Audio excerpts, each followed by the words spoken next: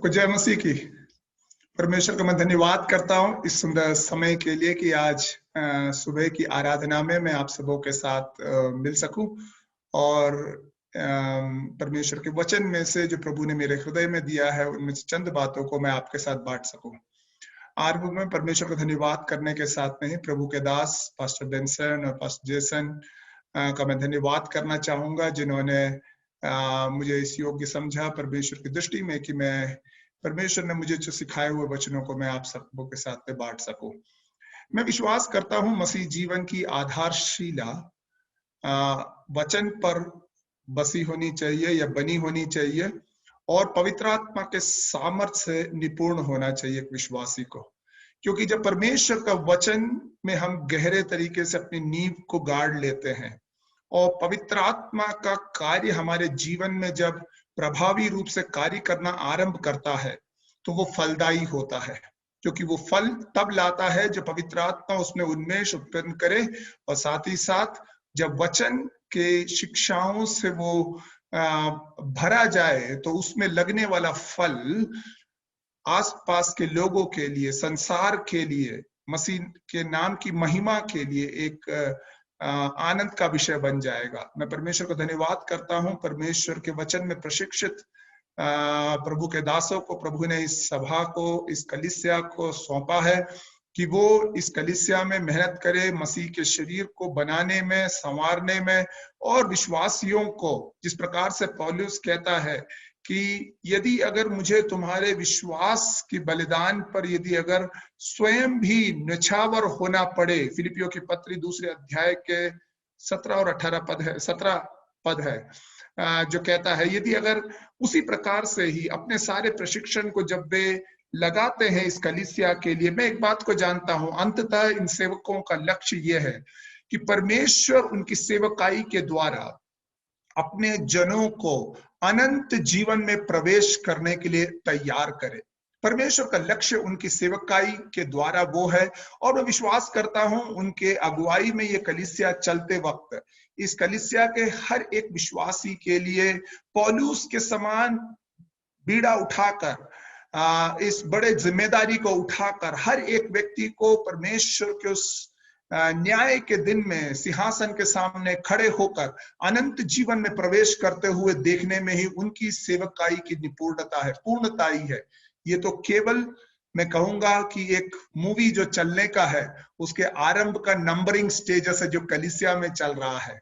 खेल तो अभी आरंभ होना है, मूवी तो अभी आरंभ होना है, क्योंकि वो अनंत जीवन में मसीह यीशु के साथ जो हम आनंद मनाएंगे वहां से लेके कथा आरंभ होएगा और अनंत काल तक हमारे प्रभु के साथ जब हम वास करेंगे वहां पर इसका सही, इस पूरी सेवकाई और पूरी मेहनत और इस कलीसिया का अर्थ परमेश्वर ने किस उद्देश्य से स्थापित किया है उसका पूरी तरह से खुल करके उसका बखान होएगा सबके सामने। मैं आज जानता हूं इस बात को कि आज आप लोग अपने 4 साल कलीसिया की स्थापना के 4 साल के पूर्तिकरण में खुशी मना रहे हैं और साथ ही साथ मैं परमेश्वर का धन्यवाद करता हूं कि आप सब जन एकत्रित हुए हैं कि एक संग मिल करके अपने परमेश्वर को हम धन्यवाद कहें। आप जानते हैं पहली शताब्दी में या उससे पहले भी जिस संदर्भ में इस वचन को लिखा गया था, चाहे नया नियम हो चाहे पुराना नियम हो, किसी व्यक्ति के किए से किसी अनुग्रह की प्रवृत्ति के प्रति कृतज्ञता को रखना बहुत बड़ा एक गुण माना जाता था। वो हर एक व्यक्ति से इस बात का अनुमान किया जाता है, अपेक्षा की जाती थी कि वो जो है किसी व्यक्ति से पाए हुए दया और अनुग्रह की जो भलाइयां हैं उसके प्रति सदैव वो अपनी कृतज्ञता को दर्शाए। और यदि अगर हम अपने कलीसिया के संदर्भ में इस प्रकार कहें, डिसाइपल कम्युनिटी के बारे में यदि अगर हम कहें तो हमें कहने के लिए एक ही बात है, प्रभु 4 साल तक तूने स्थापित किया, तूने बनाया और तू इसे बढ़ा रहा है। इस कारण अब हम तेरे सन्मुख में आकर के आनंदित होते हैं। मैं आज वचन बांटने के लिए जब चंद बातों के बारे में विचार कर रहा था, पहले तो मैं पुराने नियम के अन्य भागों में गया, लेकिन मेरा आखिर में मेरा मन जो है परमेश्वर ने स्थिर किया भजन संहिता 138 को लेकर के, जिसमें से मैं चंद बातों को आपके साथ बांटना चाहूंगा। भजन संहिता 138, जैसे आप शीर्षक में देख सकते हैं, दाऊद का भजन माना जाता है। दाऊद का भजन ये है, और इसके अंदर अगर ध्यान से देखेंगे तो दाऊद स्वयं जो है इस समय में थोड़ी सी कठिनाई और परेशानी के बीच में से होकर गुजर रहा है। यदि अगर इस भजन को आप ध्यान से पढ़ के देखेंगे तो दाऊद एकदम अपने विलासिता में और पूरे आनंद के साथ पूरी सुरक्षा में नहीं है। दाऊद खुद अपने जीवन में कुछ कठिन अवस्थाओं से होकर गुजर रहा है, लेकिन इस भजन संहिता की खासियत है, दाऊद परमेश्वर को कहता है, मैं पूरे मन से तेरा धन्यवाद करूंगा। This psalm is all about thanksgiving। यदि अगर हम इसे ध्यान से पढ़ के देखेंगे तो दाऊद यहाँ पे जो है 3 खास विषयों के बारे में कहता है, जिसके लिए वो परमेश्वर को धन्यवाद देने के लिए विवश होता है।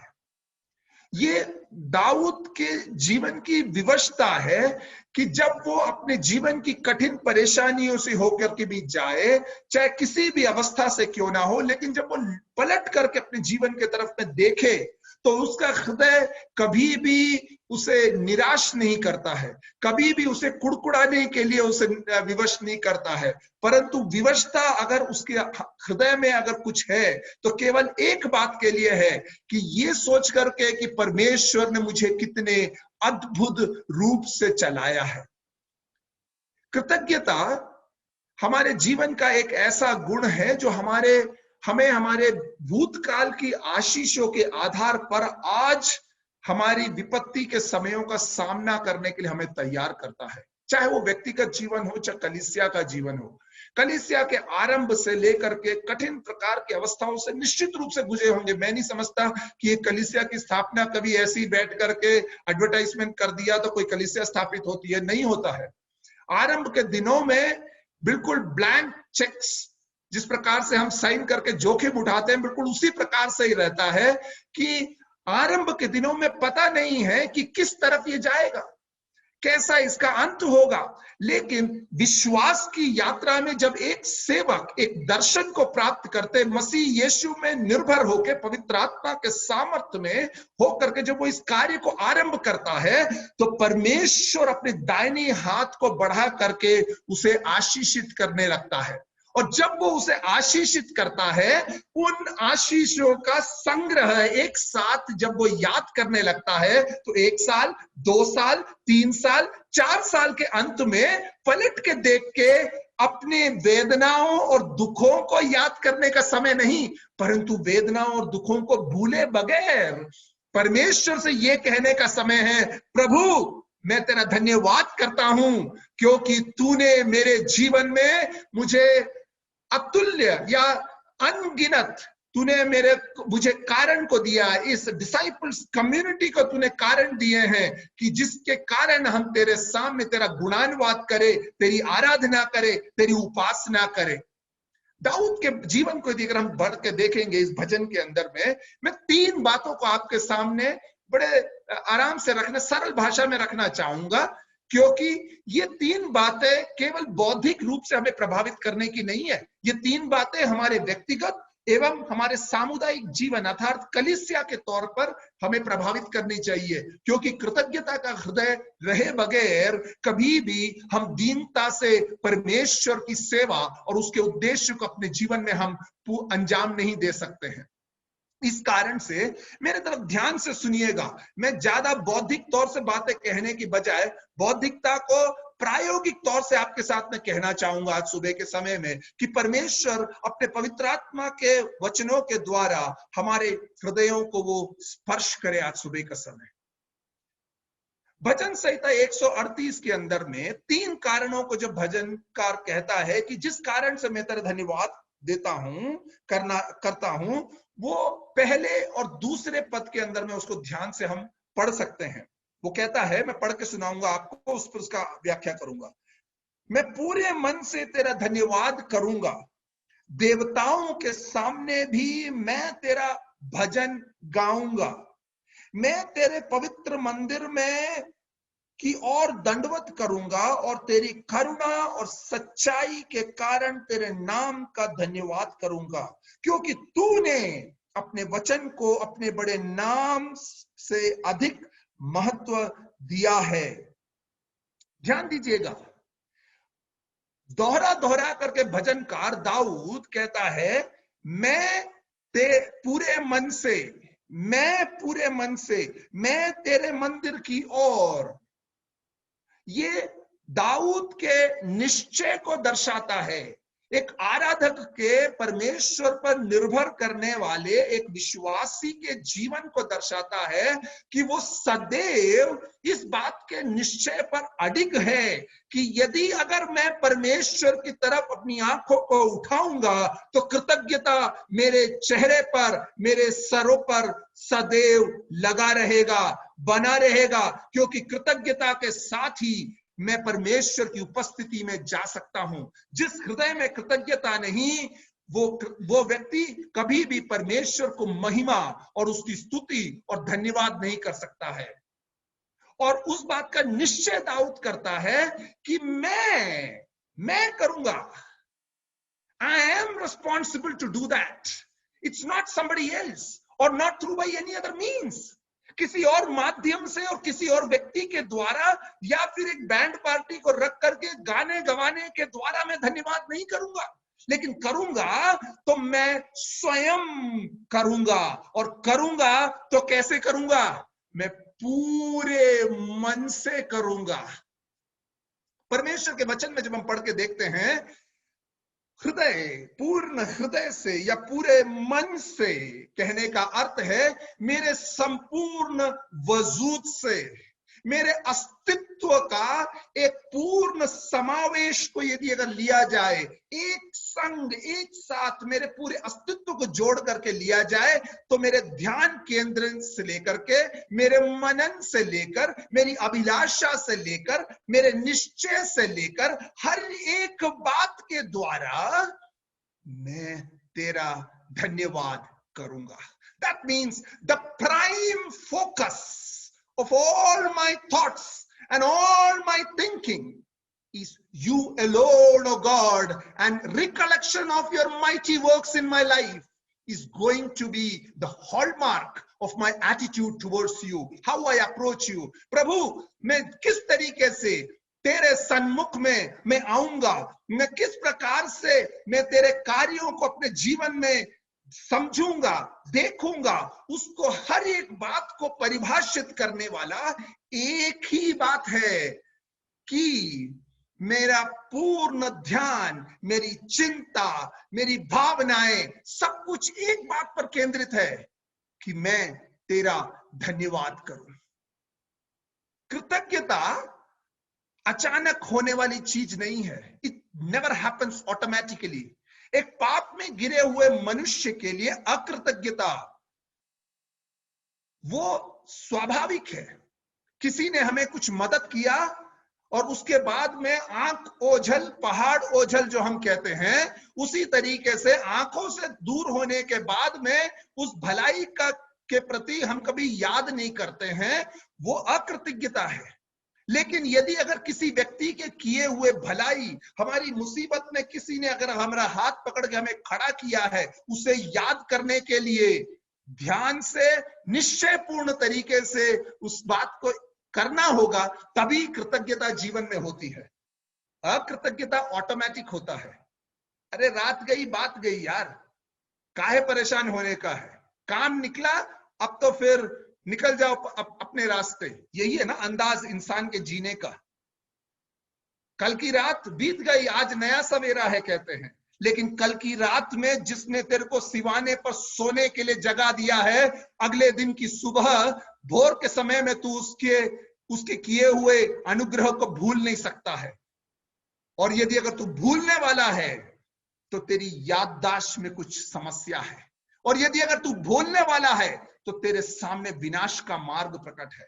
आप जानते हैं पुराने नियम के अंदर बार बार परमेश्वर यहोवा ने इस्राएलियों से कहा कि मेरी व्यवस्था को तुम पढ़ के सुनाना, बार बार याद करना। क्यों? क्योंकि परमेश्वर यहोवा खुद इस बात को जानता है कि मनुष्य जो पाप में गिर चुका है उसकी याददाश्त अब उतनी अच्छी नहीं रही है।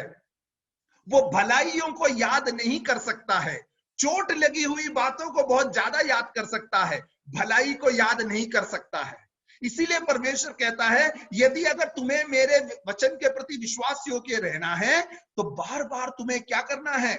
वचन को पढ़ के, मेरी व्यवस्थाओं को पढ़ करके लोगों को सुनाना है। इसीलिए नेहम्याह ने पढ़ के सुनाया, इसीलिए ही एजरा ने पढ़ के सुनाया, इसीलिए ही राजाओं ने जब भी मंदिर के को शुद्ध करने का या कोई भी कार्य मंदिर से रिलेटेड किया तो व्यवस्था को पढ़ के इस्राएल के देशवासियों को सुनाया। क्यों? ताकि परमेश्वर के चेहरे पर देखने के लिए सबसे पहले उन्हें अपने भूतकाल की कहानियों को याद करना होगा, निश्चय करना होगा। याददाश्त जरूरी है। याददाश्त है कि प्रभु ने 4 साल हमें कैसा चलाया, इसीलिए आज हम कृतज्ञता के लिए इकट्ठे हुए हैं। प्रभु धन्यवादित है कि तूने हमारे इस समुदाय के जन्म से लेके अब तक तूने हमारी परवरिश करी है। मैं पूरे मन से तेरा धन्यवाद करूंगा, देवताओं के सामने भी तेरा भजन गाऊंगा।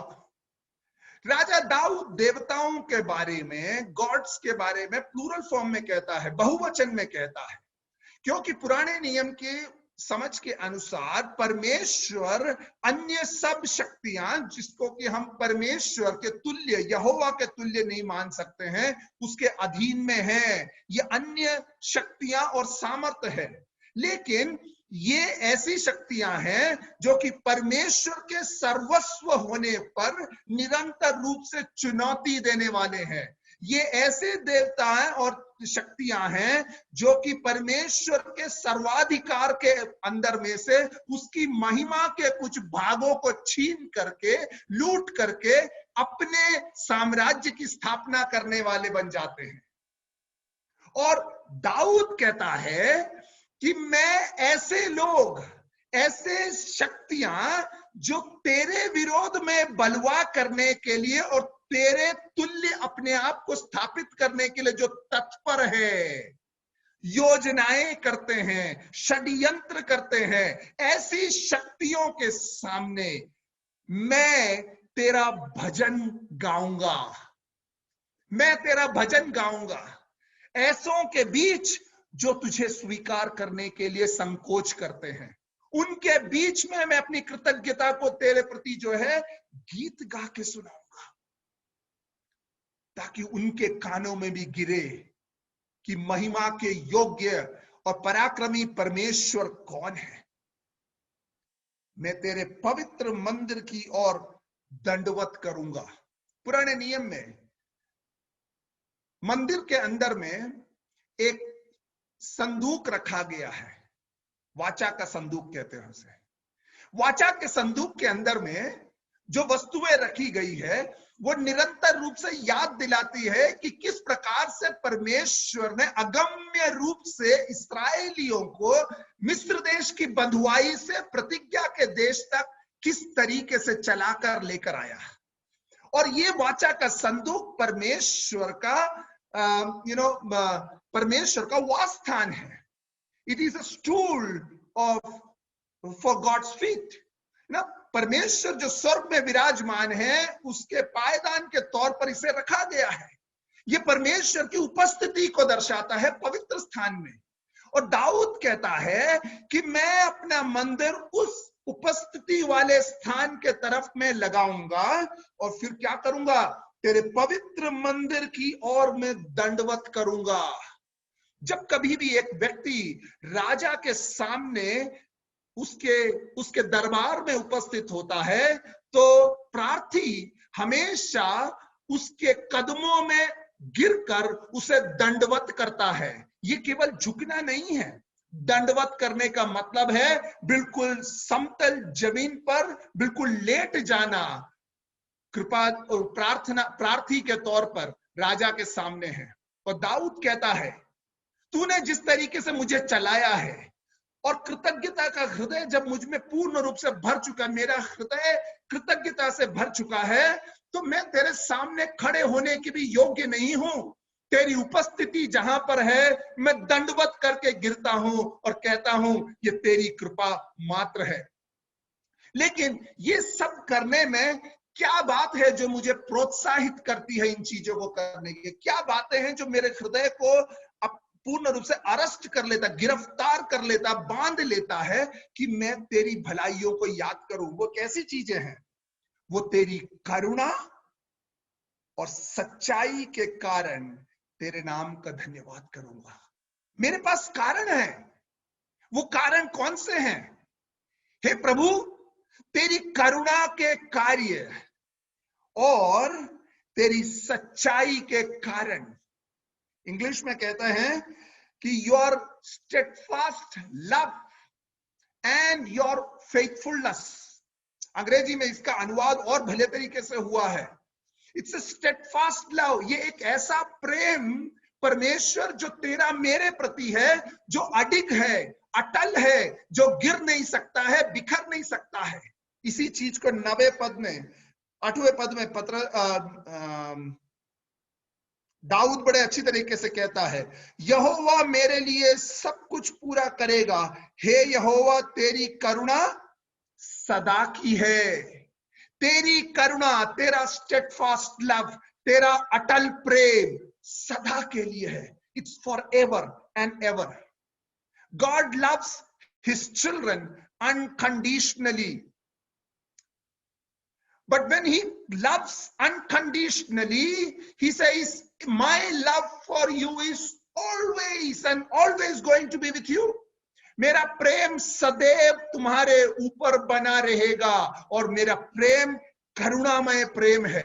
This is chesed, this is steadfast love.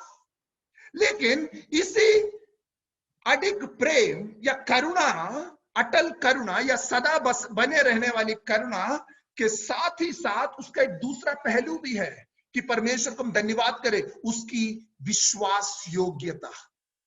उसकी विश्वास योग्यता, विश्वास योग्यता वाचा के संबंध में समझा जाता है। परमेश्वर ने पुराने नियम में इस्राएलियों से कहा मूसा के द्वारा कि यदि अगर तुम मेरे वचनों का पालन करोगे, मेरी आज्ञाओं को मानोगे, तो मैं तुम्हारा परमेश्वर और तुम मेरी प्रजा ठहरोगे। परमेश्वर ने एक नए वाचा को उनके बीच में स्थापित किया था, इस्राएल देश और परमेश्वर के बीच में।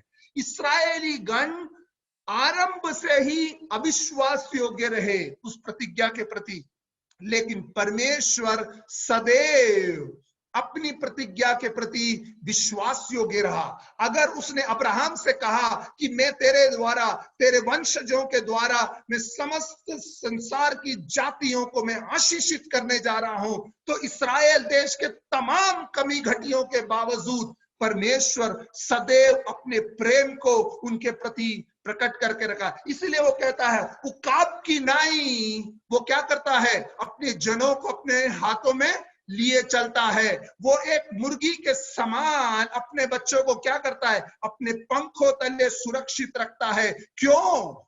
उसकी विश्वास योग्यता है। मित्रों, हम इस संसार में जीवित है, हम इस कलीसिया में बन करके चल रहे हैं, हम सेवकाई में लगे हुए, हम मसीह को जाने हैं, इसीलिए नहीं कि हम कहीं भले प्रकार के परिवार में पैदा हुए या हमारे जीवन में भलाई थी।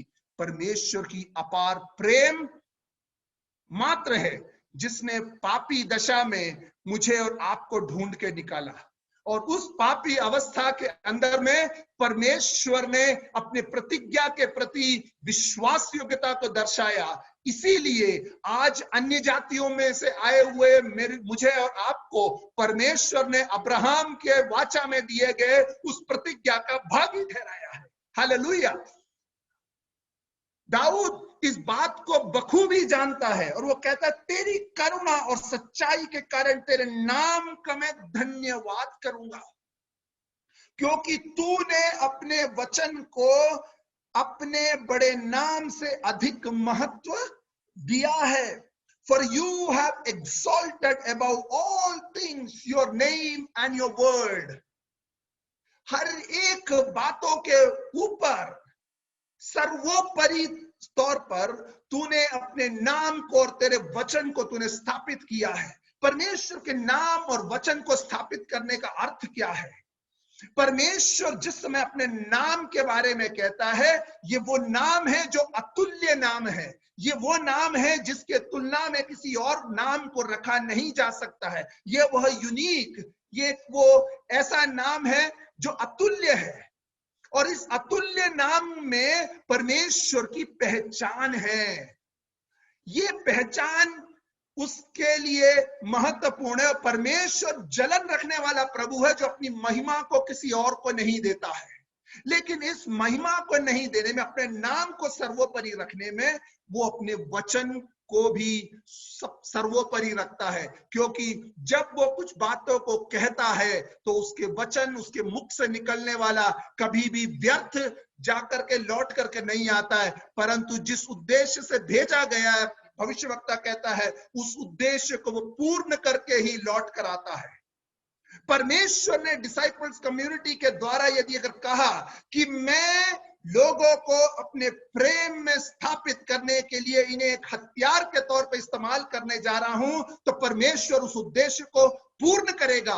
और 4 साल का इतिहास इस बात को दर्शाता है, परमेश्वर अपने वचन को सर्वोपरि रख के आपके जीवन के द्वारा, आपकी कलीसिया के द्वारा, आपके पासवान के द्वारा, आपके अगुओं के द्वारा परमेश्वर उसे पूर्ण करने में विश्वास योग्य है। धन्यवाद करे परमेश्वर को कि उसकी करुणा और उसकी सच्चाई अर्थात उसकी विश्वास योग्यता सदैव बने रहने वाली है, वो टलेगी नहीं। माँ बाप अपने बच्चों को भूल सकते हैं, जन्म देने वाली माँ को एक औलाद भूल सकता है उसके वृद्धावस्था में, उसको घर से बेदखल कर सकता है, लेकिन परमेश्वर जिसने अपनी सृष्टि को बनाया है अपने प्रेम के द्वारा, वो कभी भी अपनी सृष्टि को अपने नजरों से, अपने उद्देश्य से बिखरने नहीं देगा। और इसी कारण से परमेश्वर के डरवैयों को परमेश्वर को धन्यवाद कहने के लिए कारण है। We have a reason to thank our Lord. We have a reason to say thank you Lord, thank you Jesus. It's all because he is at work through his steadfast love and he is bestowing his faithfulness upon us. कारण है क्योंकि वो अपने सदा काल बने रहने वाले प्रेम और करुणा, सच्चाई और विश्वास योग्यता के द्वारा वो हमारे साथ सदैव बना हुआ है। 4 साल कम नहीं है, 4 साल 40 साल होने के हैं, लेकिन 4 साल काफी है परमेश्वर को अपने प्रेम और विश्वास योग्यता को आपके जीवन में प्रमाणित करके देने के लिए।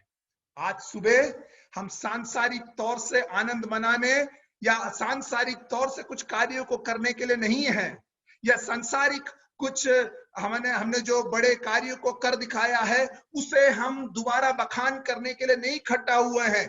हम इकट्ठा हुए हैं परमेश्वर की सच्चाई और उसकी करुणा को याद करने के लिए। 4 साल प्रभु, जब पांव डगमगा गए, जब कमजोरी आ गई शरीर पे, जब निराशाएं हुई, शत्रु के बाण जब मेरे शरीर को भेदते हैं, मेरे आत्मा को चीरते हैं, मुझे थकित और क्षीणित करके मुझे गिरा देंगे लगता है, जब गोलियात के समान जब शत्रु के वचन मेरे सामने खड़े हुए हैं, तो परमेश्वर ऐसे समय पे दाऊद को बलवंत करने वाला प्रभु, तूने मुझे बल और शक्ति दिया, तेरे असीम करुणा और तेरे सदाकाल बने रहने वाले प्रेम, सच्चाई और तेरे उस विश्वास योग्यता को तूने मेरे ऊपर में इतने अधिक तरीके से उंडेला कि आज मैं पूरे मन से तेरा धन्यवाद करता हूं। आज मैं पूरे मन से तेरा धन्यवाद करता हूं। देवताओं के सामने मैं तेरे मोहब्बत की गीतों को गाता हूं और परमेश्वर तेरे मंदिर के तरफ झुक करके मैं सिजदा करता हूं, मैं दंडवत करता हूं और ये कहता हूं प्रभु तेरे उद्देश्यों के लिए, तेरी विश्वास योग्यता के सामने तेरा दास अपने आप को समर्पित करता है। इस धन्यवाद के अंदर में एक निश्चय है परमेश्वर को धन्यवाद कहने का, लेकिन इस धन्यवाद के अंदर में ही परमेश्वर के सामने सिजदा और समर्पण करने का भी एक उद्देश्य है, एक शिक्षा है। कृतज्ञता का हृदय समर्पण का हृदय होगा, कृतज्ञता का हृदय समर्पण का हृदय होगा। और समर्पण का हृदय इसीलिए है क्योंकि उसकी विश्वास योग्यता और उसका अटल प्रेम, अनुग्रह, करुणा हमारे जीवन पर बनी हुई है। दूसरी बात वो कहता है तीसरे पद में, जिस दिन मैंने पुकारा उसी दिन तूने मेरी सुन ली। धन्यवाद करने के लिए दूसरा कारण दाऊद के पास, क्योंकि वो प्रार्थनाओं को सुनने वाला परमेश्वर है।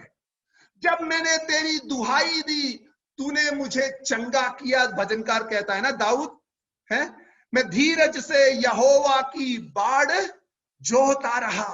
तो उसने क्या किया? उसने अपनी करुणा अनुग्रह के द्वारा मेरे रोने और बिलखने को सुन करके मेरे तरफ में कानों को लगाकर उसने मेरी प्रार्थना को सुन लिया। जिस दिन मैंने पुकारा, मेरी संकट की घड़ी में जब मैं रो करके तुझे पुकारा प्रभु, तेरे कान बंद नहीं थे मेरे रोने के लिए, मेरे कराहने को सुनने के लिए तेरे कान कमजोर नहीं थे, परंतु मेरे रोने की कराहने की आवाज को जिस दिन मैंने तुझे तेरे तरफ उठाया, उसी दिन, ध्यान दीजिए, जिस दिन मैंने पुकारा उसी दिन तूने मेरी सुन ली। मैं विश्वास करता हूं कि डिसाइपल कम्युनिटी के इस हर एक विश्वासी के परिवार में, व्यक्तिगत जीवन में ये गवाही होगी। प्रभु, संकट से तो हम होके गुजरे, पिछले 4 साल, पिछला 1 साल हम मुश्किल से होके गुजरे। प्रभु, इस कोविड की अवस्था में भी हम कठिनाई से होके जा रहे हैं, लेकिन हमारे संकट के समय पर जब हमने हृदयों को खोल करके एक कलीसिया के तौर पर, एक परिवार के तौर पर, एक व्यक्ति विशेष तेरे बेटा बेटी होने के नाते जब हमने तुझे पुकारा, उसी दिन प्रभु तूने मेरी सुन ली और मुझ में बल देकर हियाव बंधाया। हिंदी में इसका अनुवाद बड़ा अच्छा आया है कि उसने मुझे हियाव दिलाया, उसने मुझे बल देकर हियाव बंधाया। हियाव दिया उसने मुझे, हिम्मत दिया। डरने के बहुत सारे कारण थे जिस कारण से मैं रो करके पुकारने लगा। मेरे हाथ पांव कांप चुके थे मेरी अवस्थाओं के बारे में सोच करके। संकट तो चारों तरफ आंधी और तूफान समान मुझे अपने कोख में दबा के मेरा नाश करने के लिए उठ खड़े हुए थे, लेकिन सनातन परमेश्वर के अनुग्रह और कृपा, विश्वास योग्यता और करुणा के कारण मात्र प्रभु, जब मैंने अपने संकट में तेरे तरफ अपनी आंखों को उठाया और तुझे पुकारा, मैंने कहा हे प्रभु मुझे बचा ले, क्योंकि हम नाश होने पर है, जैसे चेलों ने कहा। वैसे जब मैंने तुझे पुकारा, तत्काल प्रभु बिना विलंब के, बिना देरी के तू वहां पर झुका।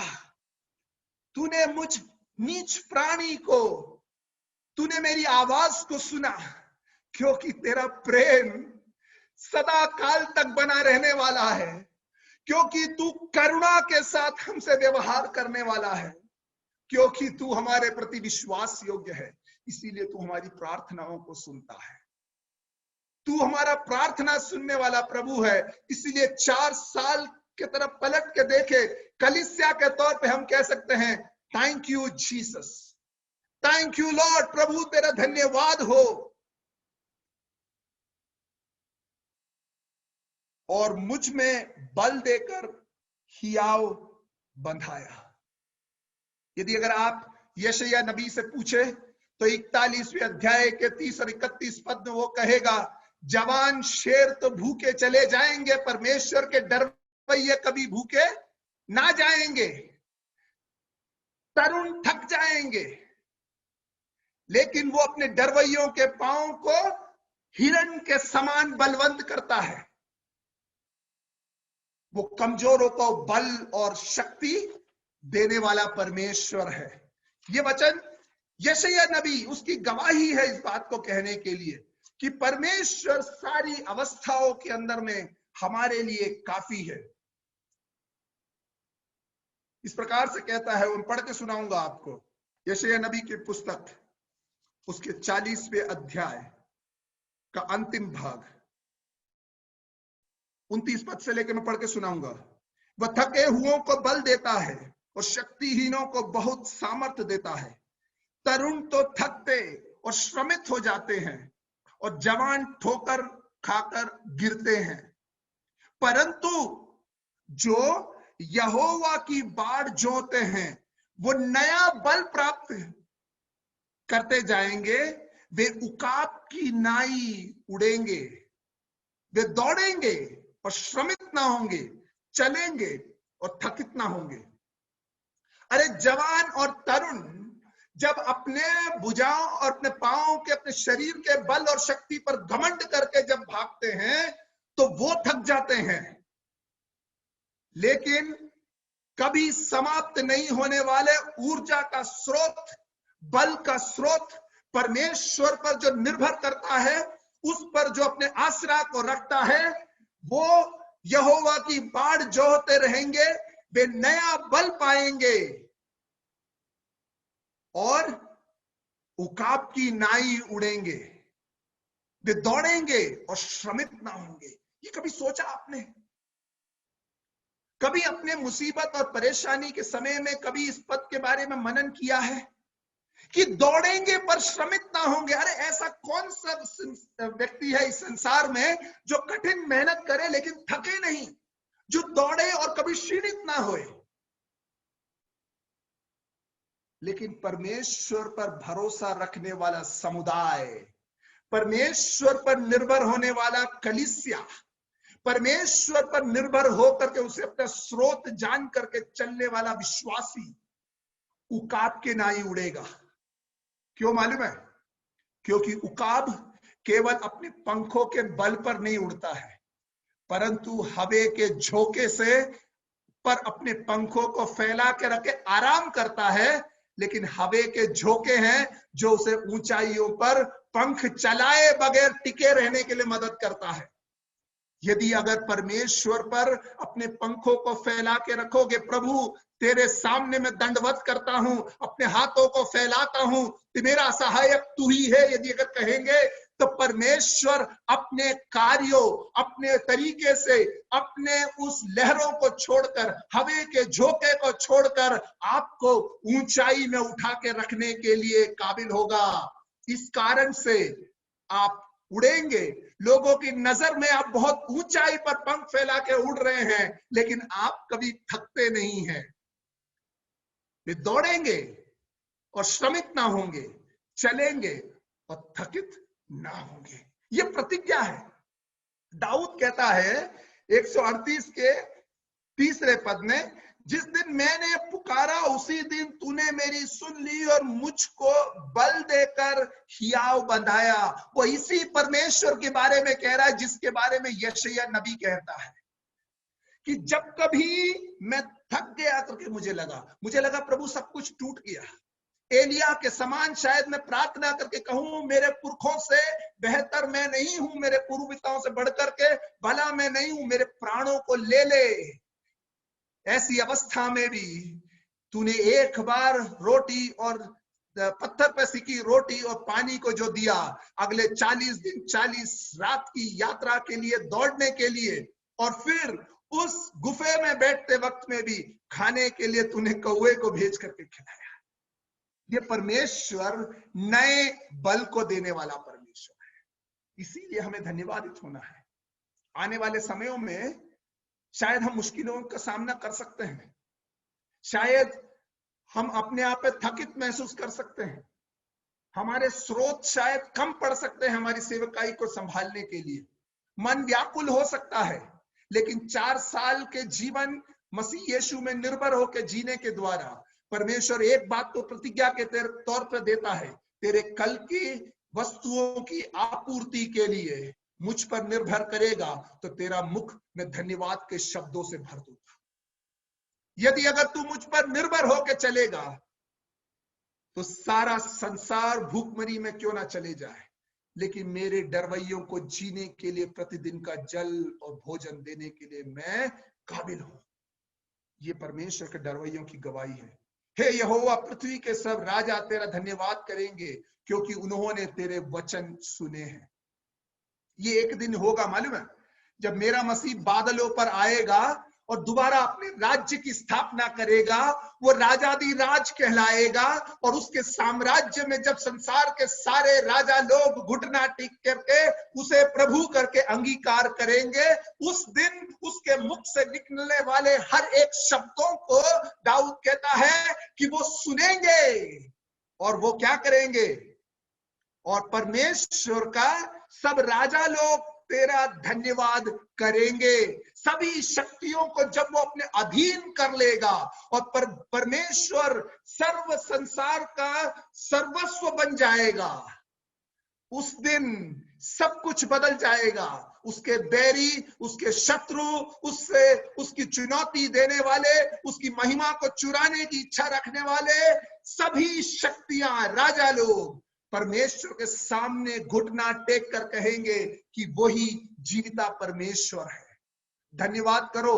आज कठिनाई से होके गुजरोगे, लेकिन उसके राज्य में आप खुद देखोगे कि आपके सामने संसार की जो शक्तियां जो आपके विरोध में लगी हुई है, वो परमेश्वर के सामने घुटना टेक करके परमेश्वर के लिए धन्यवाद कहते हुए, क्योंकि उन्होंने उसकी आवाज को सुना है। और हे यहोवा की गति के विषय में, और वे यहोवा की गति के विषय में गाएंगे। इंग्लिश में they will sing of the ways of the Lord.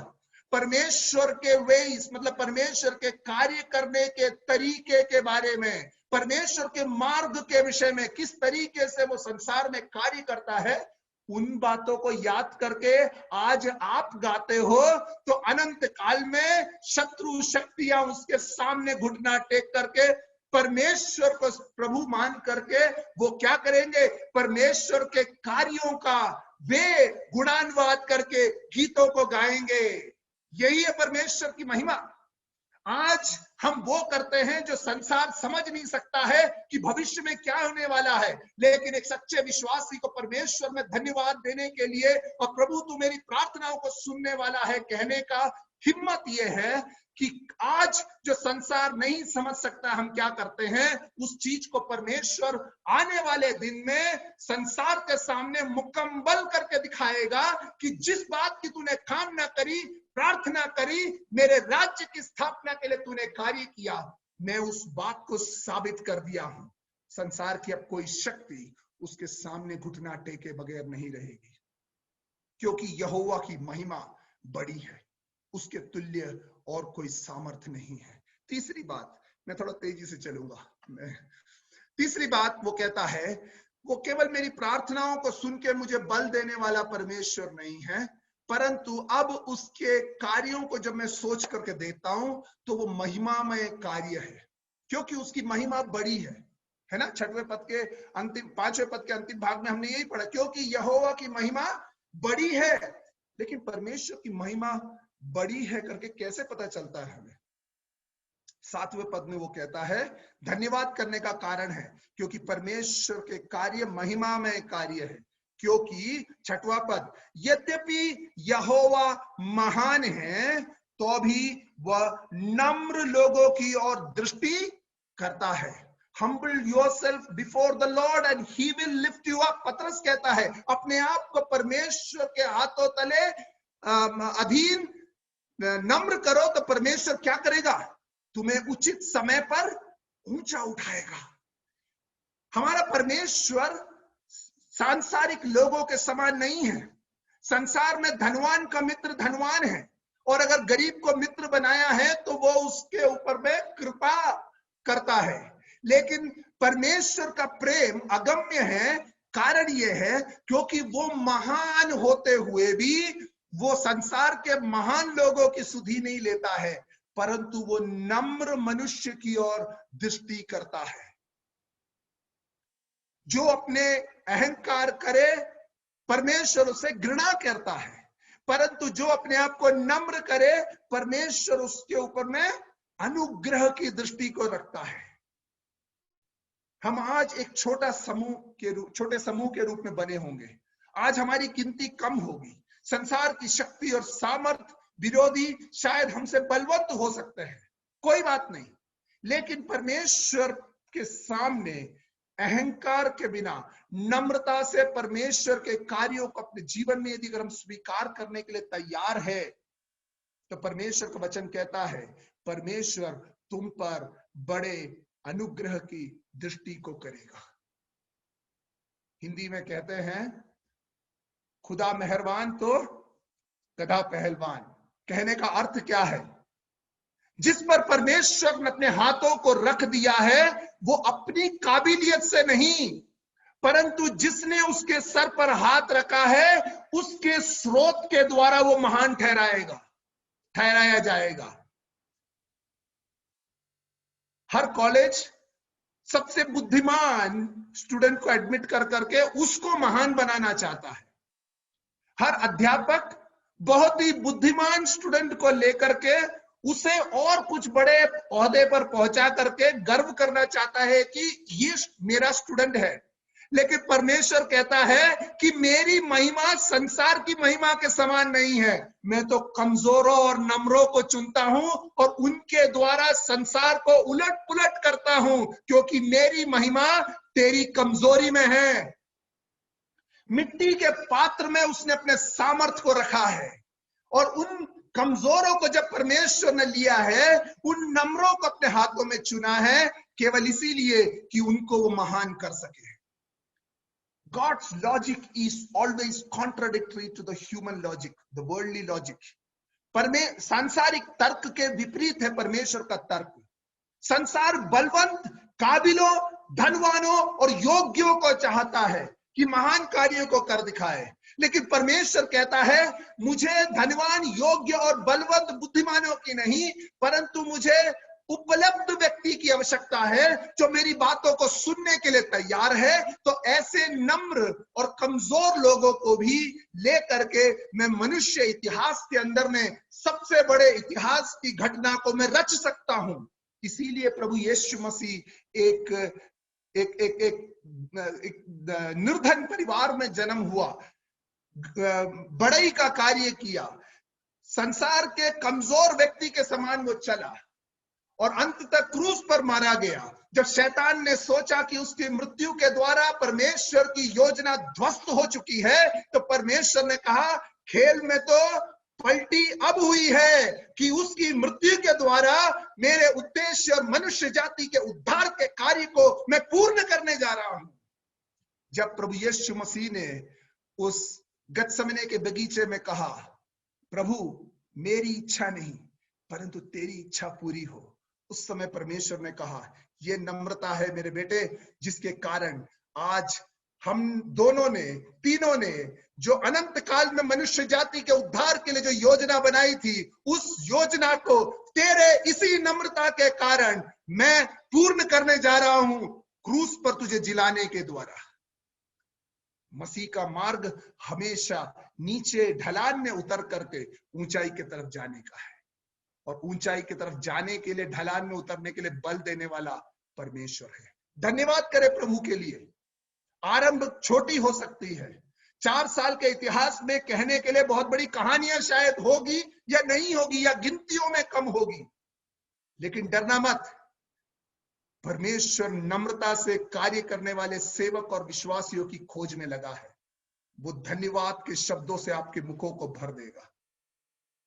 वो कहता है चाहे मैं संकट के बीच में रहूं तो भी तू मुझे जिलाएगा। मेरे भविष्य को गारंटी देने वाला तू है, प्रभु कह रहा है 7वें पद में। मैं संकट में रहूं तो भी तू मुझे जिलाएगा, तू मेरे क्रोधित शत्रुओं के विरुद्ध हाथ बढ़ाएगा और अपने दाहिने हाथ से मेरा उद्धार करेगा। परमेश्वर एक तरफ से नम्रों को, मुझ जैसे कमजोरों को, दाऊद कहता है जब ऊंचा उठाता है तो दूसरे तरफ में वो उसके शत्रुओं को 1 गज 2 गज 3 गज दूरी में खड़ा भी कर सकता है। शत्रु के तीर कभी भी तुम पर प्रभावी नहीं होंगे। क्यों? तुम्हारी काबिलियत से नहीं, परंतु तुम्हारे को मारने वाले से बड़ा तुम्हारा बचाने वाला है। यह परमेश्वर का वचन सिखाता है। जिस पर परमेश्वर ने अपना अनुग्रह किया है, वो व्यक्ति के विरोध में उठने वाले क्रोधी शत्रु के विरोध में वो नहीं, परंतु परमेश्वर उठ खड़ा होता है। और इसीलिए यशायाह नबी दोबारा कहता है, खुदा उठे उसके दुश्मन तितर बितर हो जाए। Let God arise and his enemies be scattered. क्योंकि वो अपनी आंखों की पुतली समान हमें रखता है, और जो उसकी पुतली को छूता है वो उसे छूता है। और सामान्य मनुष्यों के जानते हैं कि आंखों की पुतली के लिए कोई सिखाने की जरूरत नहीं है हमें कि अपनी आंखों की पुतली को सुरक्षित रखना है। जन्मजात हमारे अनुभव में आने वाली चीज है। कंकड़ धूल उड़ता है तो आंखें अपने आप पलके झपकती है और पलके बंद होकर के आंखों की पुतली को बचा लेते हैं। ऐसे समयों में यदि अगर परमेश्वर हमें अपनी आंखों की पुतली कहता है तो वो ये है कि तेरे संकट के दिन में मैं तुझे उठाए रखूंगा, मेरे हाथों में, carry you in my hands, in my palm, and I will put away all your enemies from you, only so that your mouth may be full of thanksgiving. केवल इसीलिए कि तेरा मुख धन्यवाद के वचनों से भर जाए। आखिरी बात कह के मैं समाप्त करूं। यहोवा मेरे लिए सब कुछ पूरा करेगा। यदि अगर आप उसकी मूल भाषा में पढ़ के देखेंगे, और अंग्रेजी में उसका अनुवाद थोड़ा और अच्छी तरह से हुआ है, वहां पे वो कहता है, the Lord will fulfil his purpose for me. ये बहुत ही खास चीज है। परमेश्वर ने जिस नम्र व्यक्ति के मुख को धन्यवाद के शब्दों से भर दिया, उसके पराक्रम के कार्यों के द्वारा, उससे दाऊद यह कहता है कि यहोवा क्या कर रहा है, अपने उद्देश्यों को मेरे द्वारा क्या करेगा, पूरा करेगा। The Lord has a plan for you, you individually. The Lord has a plan for your family. The Lord has a plan for your church. And this is what God is at work in accomplishing. परमेश्वर को आपके व्यक्तिगत जीवन, आपके पारिवारिक जीवन, आपके कलीसिया के जीवन में एक उद्देश्य है। और धन्यवाद के शब्दों को कहते वक्त में परमेश्वर के उद्देश्यों से अपने आंखों को मत उठाना। अगर परमेश्वर के उद्देश्य से अपने आंखों को उठा दिया तो शायद उसके किए हुए महान कार्यों का अर्थ, उसका रहस्य आप समझ नहीं पाएंगे। अगर उसके कार्यों के रहस्यों को समझना है तो परमेश्वर के उद्देश्य के अनुसार अपने जीवन को जरा टटोल करके देखना, तब पता चलेगा कि परमेश्वर किस तरफ आपको और आपकी कलीसिया को अग्रसर कर रहा है। किस तरफ परमेश्वर डिसाइपल्स कम्युनिटी को 4 साल की यात्रा के दौरान 5वें साल में किस तरफ लेके चलने वाला है। और जब उस उद्देश्य को आप समझेंगे कि परमेश्वर अपने उद्देश्य को, मेरे उद्देश्य को नहीं, चर्च कमेटी के उद्देश्य को नहीं, चर्च के किसी विश्वासी के उद्देश्य को नहीं, पासवान के उद्देश्य को नहीं, परंतु परमेश्वर अपने उद्देश्य को हमारे द्वारा पूर्ण करने में लगा हुआ है। जब हम कहेंगे, समझेंगे, तब हमारा मुख धन्यवाद से भर जाएगा। हे यहोवा, तेरी करुणा सदा की है, तू अपने हाथों के कार्यों को त्याग ना दे। प्रार्थना बनी रहे। ये अंतिम प्रार्थना है। ये निश्चय जरूर है कि परमेश्वर अपने उद्देश्यों को मेरे द्वारा, मेरी कलीसिया के द्वारा पूर्ण कर रहा है, इसलिए प्रभु तेरा धन्यवाद हो।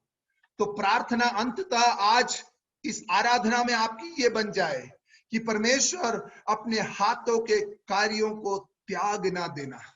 प्रभु 4 साल जो तूने हमारे द्वारा किया, हिंजेवाड़ी में जो 4 साल तूने हमारे द्वारा किया, या आसपास के इलाकों में किया, प्रभु जी इस अपने हाथों के कार्यों को तू प्रभु रोकना देना, त्यागना नहीं, परंतु आने वाले दिनों में 10 गुना, 20 गुना, 50 गुना और 100 गुना ये बढ़ जाए प्रभु, ताकि तेरी महिमा लोगों के सामने प्रकट हो जाए, ताकि 5वें साल के पूर्तिकरण का धन्यवाद के सभा में जब हम आएंगे तो हम दोबारा इस बात को हृदय की गहराई से कह सके, प्रभु तेरा धन्यवाद हो पूरे मन से।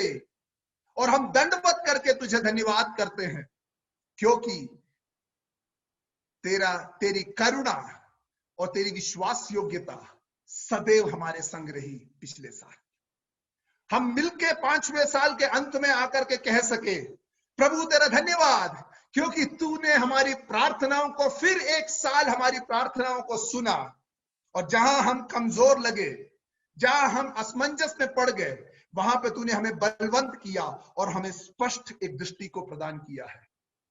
5वें साल के अंत में हम आके कह सके, प्रभु तेरा धन्यवाद, क्योंकि तेरे कार्य अगम्य है, क्योंकि हम कमजोरों को, समाज के तिरस्कृतों को तूने चुन लिया, कि तू अपने उद्देश्य को हमारे द्वारा 4 साल जो पूरा किया था, 5वें साल भी पूरा किया है। प्रभु होने दे 5वें साल हम दोबारा जब लौट कर आए, इस धन्यवाद के वचन को याद करके लौट कर आए, लेकिन ये 5वें साल में हमारी प्रार्थना निरंतर रूप से प्रभु के सामने बनी रहे कि प्रभु अपने हाथों के कार्यों को त्याग ना देना। Do not abandon works of your hand O Lord, क्योंकि परमेश्वर के हाथों का कार्य महिमामय कार्य है। प्रभु आप सबों को बहुतायत रूप से आशीष दे। आस करता हूं कि परमेश्वर का वचन आपके हृदयों को छुआ होगा, या आपको आशीषित करेगा। आने वाले दिनों में मेरे लिए प्रार्थना करिएगा, प्रभु जहां कहीं भी लेके जाए, जहां पे भी रह के सेवा करूं, परमेश्वर के लिए विश्वास योग्य रहूं। प्रार्थनाओं में जब कभी संभव हो मैं आपको याद करूंगा, मुझे भी जब संभव हो आप मुझे भी प्रार्थना में और मेरे परिवार को याद रखें, ताकि हम सब एक संग जहां कहीं पे भी रहे, वहां पर हम प्रभु के राज्य के विस्तार और उसकी स्थापना के लिए विश्वास योग्य होकर कार्य करते रहे। हृदय धन्यवाद से भरे रहे, क्योंकि वो प्रार्थना सुनने वाला प्रभु है। उसका कार्य कमजोरों को उठा करके बड़ा करने वाला अगम्य कार्य है, और इसीलिए हम धन्यवाद करें, क्योंकि उसकी करुणा और उसकी विश्वास योग्यता, उसकी सच्चाई सदा की है। प्रभु आप सबों को आशीष दे।